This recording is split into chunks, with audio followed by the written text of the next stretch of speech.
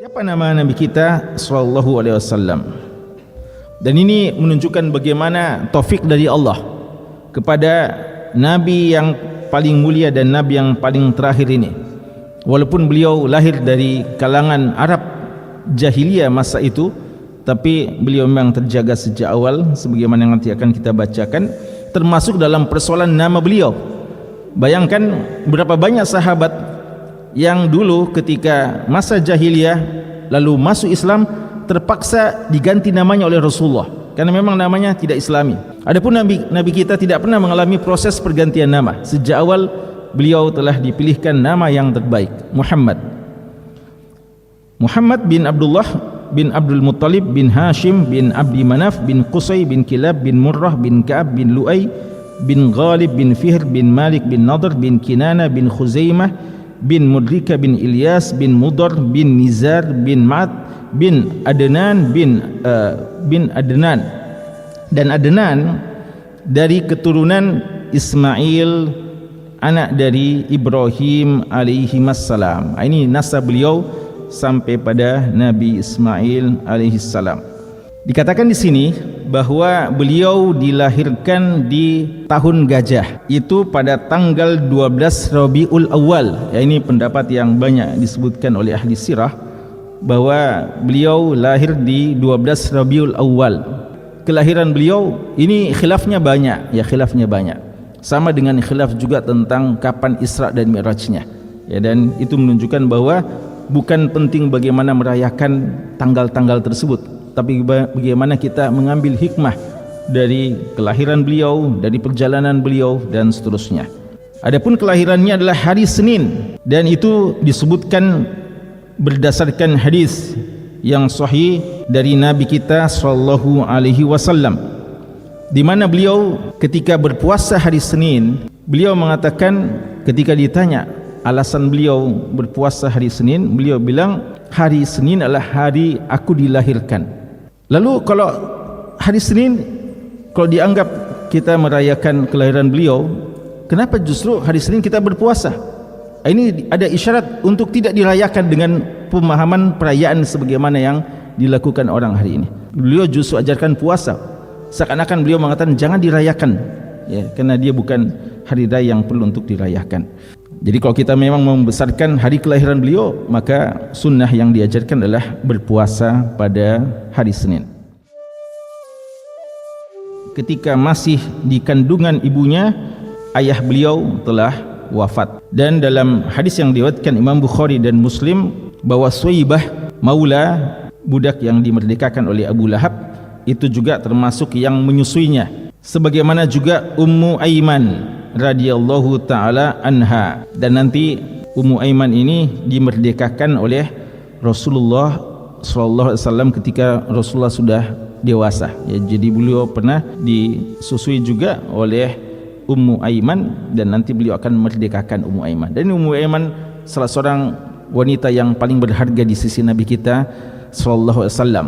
Adapun wanita ketiga yang ikut menyusui beliau adalah Halimah As-Sa'diyah. Maka Allah Subhanahu wa taala mendatangkan kepada mereka keberkahan pada diri-diri mereka dan pada harta-harta mereka, karena mereka semua itu berkontribusi untuk memperhatikan, merawat Sofiyu Allah, laki-laki pilihan Allah atau hamba pilihan Allah yang Allah cintai, yaitu Muhammad sallallahu alaihi wasallam. Jadi semuanya keciprat berkah, ya, dari perhatian mereka dan perawatan mereka kepada Nabi Muhammad sallallahu alaihi wasallam, karena mereka semuanya berkontribusi dalam menyusui Nabi Muhammad sallallahu alaihi wasallam. Kemudian di Bani Sa'ad terjadi satu peristiwa yang sangat besar, peristiwa yang sangat agung, yaitu dibelahnya dada Nabi kita sallallahu alaihi wasallam dan dikeluarkan darinya bagian dari syaitan, ya, dari dada beliau atau dari hati atau dari jantung beliau. Diriwayatkan oleh Ibnu Ishaq bahwa para sahabat radhiyallahu anhum bertanya kepada Rasulullah sallallahu alaihi wasallam tentang diri beliau. Lalu beliau menjawab, ibuku ketika masih mengandungku, dan beliau melihat di satu hari pada saat mimpi keluar darinya, dari sang ibu, cahaya yang mana cahaya itu menerangi kerajaan-kerajaan di negeri Syam. Dan ketika saya disusui oleh Bani Sa'ad bin Bakar, ketika saya berada di tengah-tengah peternakan atau di hewan gembalaannya, datang kepada saya dua laki-laki. Ini malaikat ya, malaikat yang berwujud seperti manusia, dan ini biasa terjadi, yang mana dua orang itu berpakaian yang sangat putih dan membawa tos itu semacam baskom ya, tempat air yang terbuat dari emas yang penuh dengan air salju.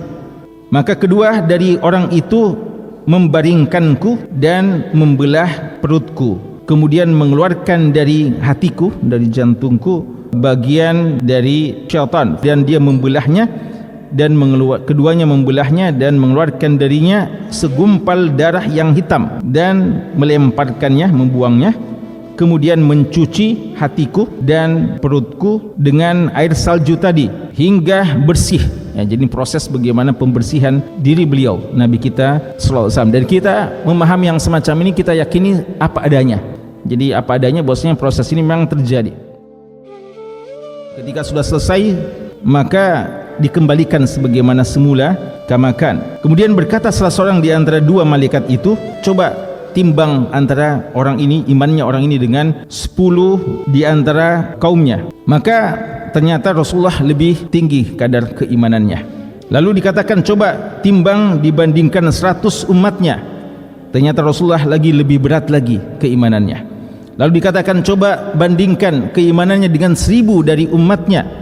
Lalu ternyata Rasulullah lebih tinggi, lebih berat lagi keimanannya. Maka akhirnya malaikat itu bilang, sudah cukup ya, tidak usah lagi timbang, karena seandainya ditimbang iman beliau dengan semua umatnya, bukan cuma 1000, bukan cuma 100.000, dan semua bahkan umatnya, tentu iman beliau lebih berat ya. Ini kalau saja Umar pernah mengatakan bahwa seandainya imannya Abu Bakar dibandingkan imannya seluruh umat ini, maka imannya Abu Bakar lebih berat, apalagi tentu saja iman dari Nabi kita sallallahu alaihi wasallam. Anas bin Malik mengatakan bahwa Rasulullah sallallahu alaihi wasallam telah datang kepada beliau Jibril, dan waktu itu beliau sedang bermain-main bersama anak kecil teman-temannya, teman-teman sebayanya. Lalu beliau dipegang dan dibaringkan, lalu dibelah dari hati beliau dan dikeluarkan dari hati beliau segumpal darah, kalau tadi disebutkan yang hitam, dan dikatakan ini bagian dari syaitan ya. Ini dikeluarkan dari beliau dan kemudian dicuci lagi dengan baskom itu, yang kalau di sini dikatakan dari emas, tapi airnya kalau tadi dikatakan air salju, dalam riwayat ini, riwayat Imam Muslim, dikatakan air zam-zam ya, pakai air zam-zam.